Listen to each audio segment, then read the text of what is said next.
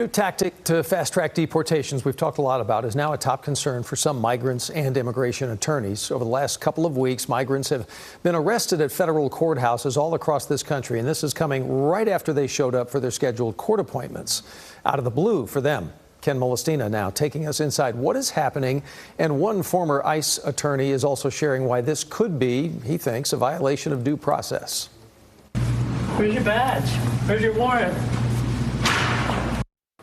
Well, we have seen scenes like this one play out in Dallas and across the U.S. at this point, migrants appearing at scheduled immigration hearings only to have their cases dismissed and to be immediately arrested by ICE agents who are standing by. You know, we have learned that this is all part of the Trump administration's efforts to increase expedited removals. So here's how all of this is happening. I'll explain it to you. The new tactic has been taking place during what's being called a master calendar docket. It's basically a check-in, what we're talking about here. So during these check-ins, ICE attorneys are asking immigration judges to dismiss the cases of certain migrants.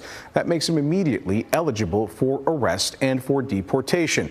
Now, we've been at immigration court ourselves a couple of times recently when all of this has happened. We've seen it with our own eyes, and we've witnessed these migrants being arrested by plainclothes federal agents who are waiting outside of the courtroom for them. While expedited removals are nothing new, some legal experts tell us that this way of carrying them out is. This is really unprecedented that you have these coordination between the immigration court, between the ICE attorneys, between ERO to dismiss these cases for the purpose of putting these people in expedited removal procedures and removing them quickly. That's local immigration attorney Paul Hunker you see there. Before he went into private practice for himself, he was the chief counsel for ICE right here in Dallas. In the past, expedited removal has been applied to migrants caught near the border, not long after they've entered the country. But in January, President Donald Trump issued an executive order expanding its scope. Constitutionally, it's premised on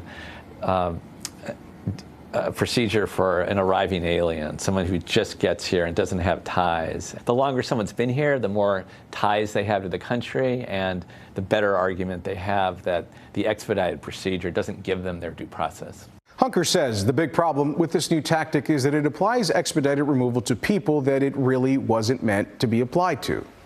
If I had been asked, Paul, should we expand expedited removal to people who are already in the United States, I would say it's a bad idea because courts are there's going to be a significant risk that courts are going to stop or say that that's illegal to do that.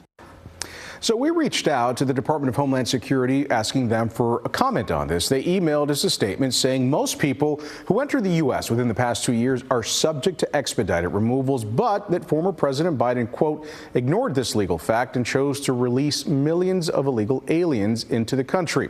DHS also says if migrants have a valid, credible fear claim, they will continue in immigration proceedings. Now, as news spreads of these courthouse arrests, immigration advocates are already reporting more migrants are choosing to skip out in court check-ins, which would lead then to an automatic removal order. Which might be part of why the Trump administration is doing this, because once a person has a removal order, it's much easier for ICE to pick them up and remove them.